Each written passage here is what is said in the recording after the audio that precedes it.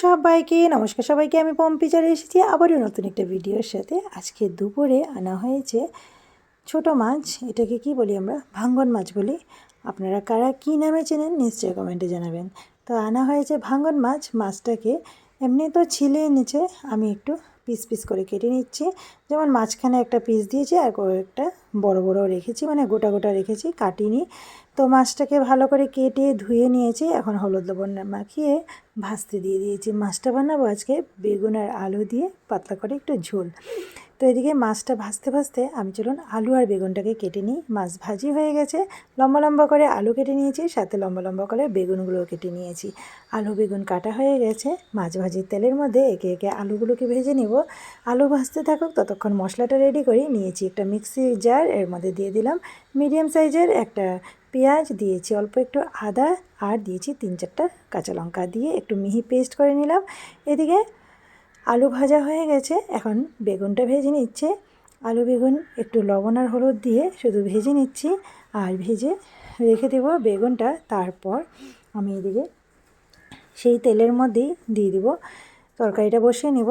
তো এই বেগুন ভাজা তেলের মধ্যে দিয়ে দিলাম কালো জিরা, কাঁচা লঙ্কা ফোড়নে দিয়েছি পেঁয়াজ, একটা ছোট্ট একটা পেঁয়াজ ঝিরি করে কেটে রেখেছিলাম, সেই পেঁয়াজটাকে দিয়ে একটু নাড়াচাড়া করে পেঁয়াজটা লালটি রং হওয়ার পর দিয়ে দিলাম বেটে রাখা মশলা। এখন দিয়ে দিব পরিমাণ মতো হলুদ, লবণ, সামান্য একটু জিরের গুঁড়ো, একটু ধনিয়ার গুঁড়ো। লাল লঙ্কার গুঁড়োটা আজকে আর দিইনি, মশলাটা একটু পাতলা পাতলা করে করব তরকারিটা, ওই জন্য লঙ্কার গুঁড়োটা দিইনি। তো সব মশলা দিয়ে ভালো করে মশলাটাকে ভাজতে হবে। ততক্ষণ অবধি ভাজবো, ভাজতে ভাজতে যতক্ষণ না মশলার থেকে কাঁচা গন্ধটা চলে যাবে। তো দেখুন মশলাটা আমার সুন্দর করে ভাজা হয়ে গেছে। এখন দিয়ে দিব ভেজে রাখা আলুটাকে দিয়ে মশলার সাথে সুন্দর করে কষিয়ে নিব। আলুটাকে দিয়ে ভালো করে কষিয়ে সামান্য একটু জল দিয়ে ঢাকা দিয়ে রেখে দিয়েছিলাম। তো ঢাকাটা দিয়ে একটু কষিয়ে নিয়েছি, আর এখন দেখুন আলুটা সিদ্ধ হয়ে গেছে।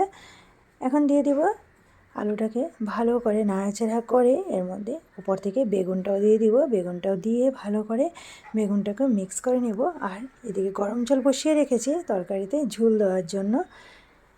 তো দিয়ে দিলাম বেগুনটা দিয়ে একটু হালকা হাতে কষাতে হবে, না হলে বেগুনগুলো একেবারেই নরম হয়ে গেছে, ভেঙে যাওয়ার চান্স আছে। তো মশলা সব কষানো হয়ে গেছে, এখন দিয়ে দিব জল। তো পরিমাণ মতো ঝোল দিয়ে দিব।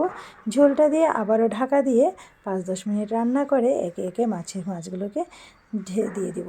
তো ভালো করে দেখুন ফুটতে শুরু হয়েছে। এখন একে একে সব মাছ দিয়ে দিলাম, দিয়ে আবারও 5-10 মিনিট রান্না করে নামিয়ে নেব।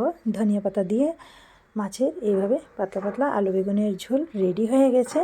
আপনারা কারা কারা এইভাবে আলু বেগুন দিয়ে এই মাছের, মানে ভাঙ্গন মাছের ঝোল খেতে ভালোবাসেন নিশ্চয়ই জানাবেন। তো সবশেষে ধনিয়া পাতা দিয়ে দিলাম। ধনিয়া পাতা দিয়ে আর একটু সময় ফুটিয়ে নামিয়ে নিলে রেডি আমার এই মাছের ঝোল। তো আজকে দুপুরে একটু দেরি হয়ে গেছিলো রান্না করতে, ওই জন্য এক তরকারি ভাত, মাছের ঝোল, আলু বেগুন দিয়ে আর শুধু ভাত করেছিলাম দুপুরবেলা। কেমন লাগলো আজকের আমার এই ভিডিও নিশ্চয়ই কমেন্টে জানাতে ভুলবেন না।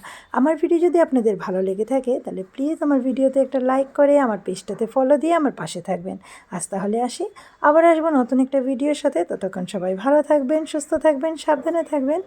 আর আমার ভিডিও কেমন লাগলো নিশ্চয়ই কমেন্টে জানাবেন।